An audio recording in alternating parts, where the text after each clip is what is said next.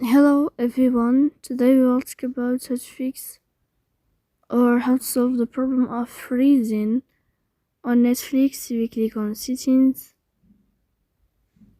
Here in this page you can click on apps, default apps, app settings.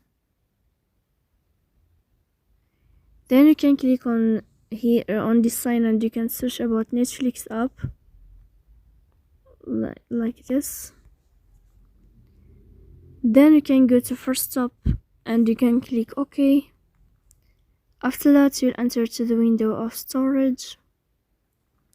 Here you can click on clear cache. In the end you can turn off your phone and you can wait a moment to turn on your phone again. So please don't forget to support us by like and subscribe. See you next time in another video and thank you for your attention.